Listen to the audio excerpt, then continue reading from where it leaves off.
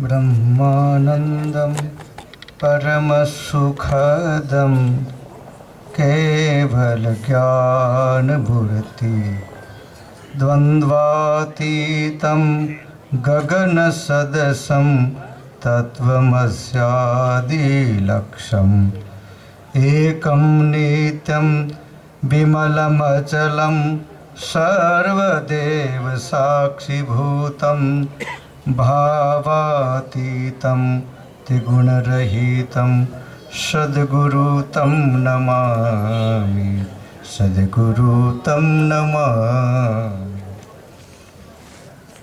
વિરંગામને આંગણે સેવા નિવૃત્તિ વિદાય સમારંભ ધર્મેન્દ્રસિંહ ચૌહાણ સાહેબનો એક સારા અધિકારી આપણી વચ્ચેથી વિદાય લે। હાર્દિકભાઈએ પ્રસંગો એમના અનુભવો આપણી વચ્ચે વાગોડ્યા। વિશેષ તો મારે ખાસ કહેવું નથી, પણ આપણા પ્રાંત સાહેબ, મામલતદાર સાહેબ, પ્રધાનમંત્રી સાહેબ, મંચસ્થ બહુ મહાનુભાવો, વડીલો, માતા બહેનો, સૌને પ્રભુ મારા જય સિયારામ। વિશેષ તો સાહેબ એટલું જ કહી કે હવે નિવૃત્ત થઈ રહ્યા છો તો નિવૃત્તિ પછી મનગમતી પ્રવૃત્તિ જોડી લેજો, કારણ મનગમતી પ્રવૃત્તિ વિનાનું જીવન માણસને ઘણું બધું ગુમાવવાનું થાય છે। એટલે મનગમતી પ્રવૃત્તિ જિંદગી સુધી માણસે પ્રવૃત્તિ રહેવું જ પડે સક્રિયતા માટે। સાહેબના કામો આયો કુશવસુજીએ પણ વર્ણવ્યા, હાર્દિકભાઈ પણ વર્ણવ્યા, અને પ્રસંગો જ યાદ રહેશે, નોંધ જ યાદ રહેશે। મારી ઘટના વાળગોળવી છે।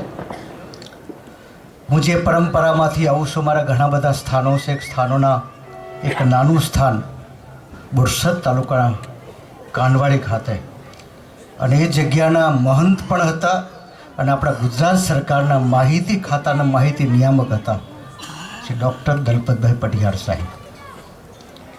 એક અધિકારી શું હોઈ શકે, અધિકારીનો વ્યવહાર નિવૃત્તિ પછી પણ મને તમને દર્શન જોવા મળે।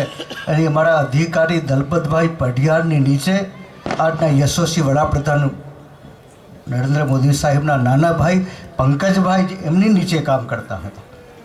આ બંને અધિકારી સાથે કામ કરેલું, વર્ષો સુધી કર્યું। ઓચિંતા હીરાબેને મળવા જવાનો અવસર મળ્યો, અમે સાથે ગયેલા। નિવૃત્ત થયાને 10 વર્ષ વીતી ગયેલા, પણ છતાં પણ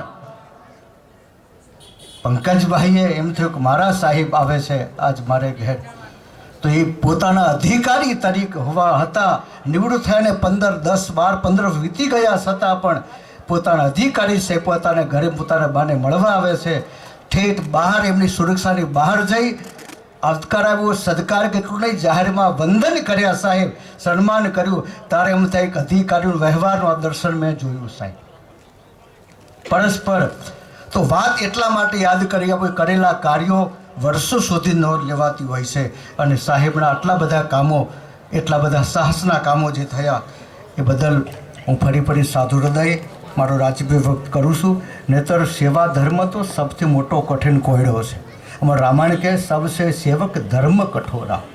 આ સેવા ધર્મને બહુ જ કઠોર હોય છે, બહુ સંકટમાં, વારે સંકટમાં અને સામે જજુમો પડતું હોય ને આ ક્ષેત્ર એવું છે સાહેબ, એમાંથી પણ પાર થઈ અને પોતાની સમજણ પ્રમાણે, શક્તિ પ્રમાણે જેટલું બની શકે એટલું પોતાના જીવનના મૂલ્યને સાચવીને પણ સેવા માટે જીવન વ્યતીત કર્યું છે। હું ઘણીવાર કહું કે કુંડામાં ફૂલ ખીલે, છોડ ઉપર ખીલે અને પછી કરમાઈ જાય તો કંઈ જ કિંમત નથી। ખીલેલું ફૂલ કોઈ સંત ચરણે, એક દેવ મંદિરે જાય તો ફૂલની સાર્થકતા છે। એમ જીવન મળે, સંપત્તિ મળે, શક્તિ મળે, બળ મળે, એનું કંઈ ને કંઈ ઉપયોગી થાય તો જ જીવનની, બાકી તો આપણે આપણા માટે જીવતા થોડું બીજાના માટે જીવીએ એ જીવનની સાર્થકતા છે। અને સાહેબના જીવનમાં દર્શન જોવા મળ્યું છે। ફરી આવા અધિકારી નહીં સાથે જીવનમાંથી ઘણા નવા અધિકારીઓ પ્રેરણા લે અને લોક કલ્યાણ માટે, સૌના માટે ખૂબ મદદરૂપ થાય।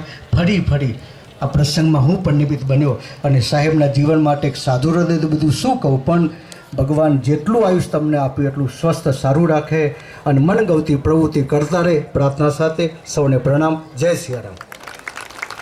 ખૂબ ખૂબ આભાર. ત્યારબાદ હું વિનંતી કરીશ પ્રાંત અધિકારી શ્રી દેસાઈ સાહેબ અને મામલતદાર શ્રી રાઠોડ સાહેબ